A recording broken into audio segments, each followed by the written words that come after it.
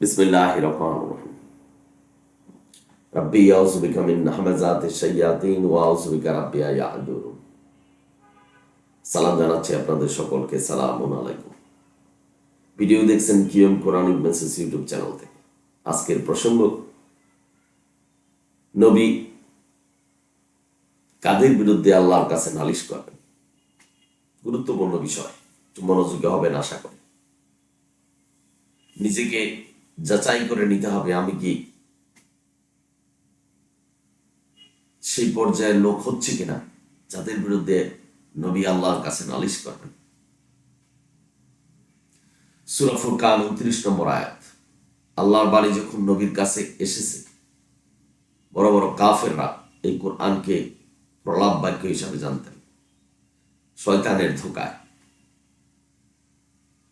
সূরা ফুরকান 30 নম্বর আয়াত।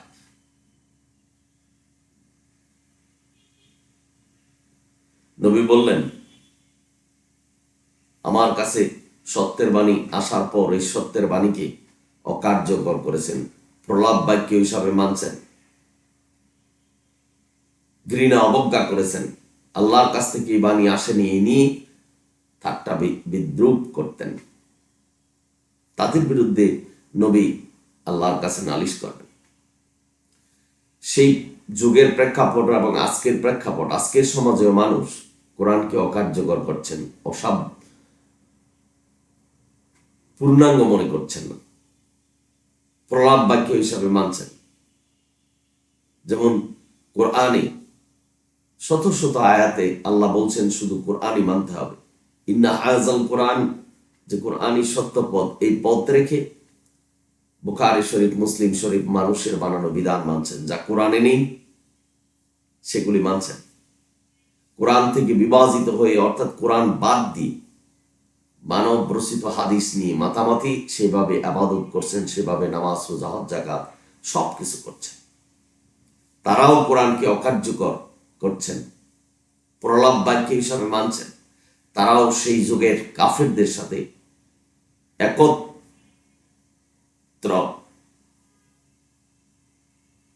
হয়ে এই কোরআনকে অকার্যকর করছেন। কোরআন যে একটা পূর্ণাঙ্গ কিতাব সেটা মানতে পারছেন না। আমি কারো ব্যক্তি, সমাজ, গোষ্ঠীকে হাও প্রতিপন্ন করার জন্য এই কথা বলছি, কারো নাম বলছি না। যারা করছেন তারাই কোরআনকে অকার্যকর করছেন। আজকের সমাজে তাদের বিরুদ্ধেও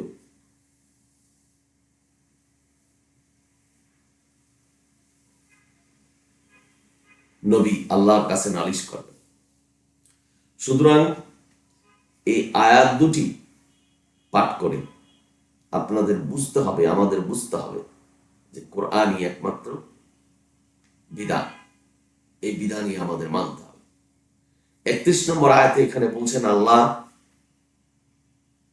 রক্ষাকারী, সাহায্যকারী হিসাবেই যথেষ্ট। এখানে সুস্পষ্ট বলা সত্ত্বেও কিভাবে মানুষ কোরআন ছেড়ে মানুষের বিধান মানছেন, পীর ফকিরের কাছে যাচ্ছেন, মানুষের আনুগত্য করছেন, কোরআন ছেড়ে অন্য বিধান মানছেন, একটু বিবেচনা করবেন। কোরআন নিয়ে গবেষণা করার জন্য আল্লাহ বলছেন, একটু পড়ুন, দেখবেন সব কিছু আপনার ভিতরে চলে আসছে। কারণ আল্লাহ হেদায়েত দান করবেন। আমরা যে ভুল পথে আছি, আমরা যে কোরআনকে অকার্যকর করছি, কোরআনকে একমাত্র কিতাব হিসাবে মানছি না, আল্লাহর বিধান হিসাবে মানছি না, এর সঠিক একটা ধারণা দেওয়ার জন্যই আজকের ভিডিও।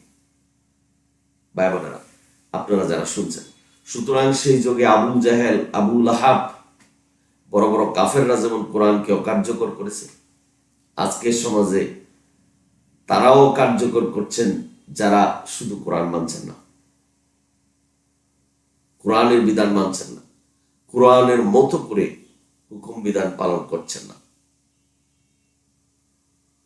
এবং কোরআনকেই একমাত্র ধর্মীয় বিধান হিসাবে মানছেন না, তাদের বিরুদ্ধে আল্লাহর কাছে নবী নালিশ করবেন।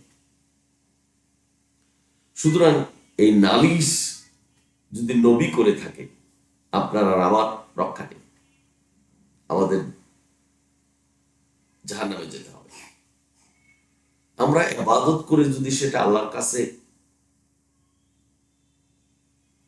গ্রহণযোগ্যতা হিসাবে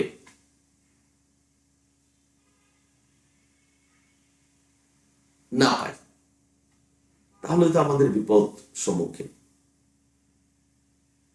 আশা করি আপনারা বুঝতে পারছেন যে কোরআনকে বাদ দিয়ে যদি অন্য কিছু মানেন, কোরআনের পরিবর্তে যদি অন্য কিছু মানেন, মানব রচিত কোনো বিধান, হুকুম বিধান যদি মানেন, তাহলে কোরআনকে অকার্যকর করা হবে, যথেষ্ট মনে করা হবে না। আল্লাহর বিধানের উপর আমরা সন্তুষ্ট থাকতে পারবো না।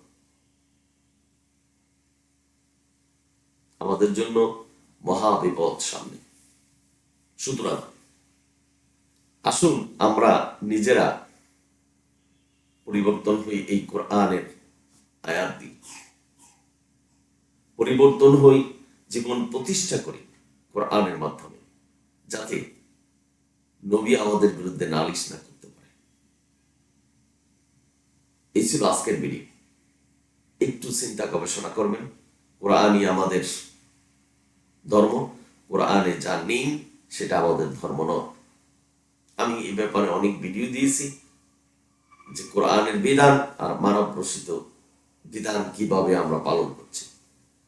আপনারা হয়তো ভাবতে পারেন যে কোরআনও মানছি, হাদিসও মানছি, তাহলে কি সমস্যা?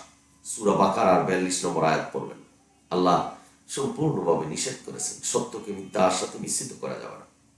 ইন্না হাযাল কোরআন, এই কোরআনকেই আল্লাহ সত্যপথ বলেছেন। সুতরাং আসুন আমরা এই সত্যপথের দিকে ধাবিত হই এবং নিজেকে প্রতিষ্ঠা করি। কিয়ম কোরআনিক মেসেজ ইউটিউব চ্যানেল তুলনামূলক আলোচনা করছে সমাজে কি চলছে আর কোরআন কি বলছেন। আপনারা সকলেই ভালো থাকুন, সুন্দর থাকুন। যদি ভিডিও ভালো লাগে সাবস্ক্রাইব এবং শেয়ার করবেন। আলহামদুলিল্লাহ রাব্বিল আলামিন। সালামুন আলাইকুম।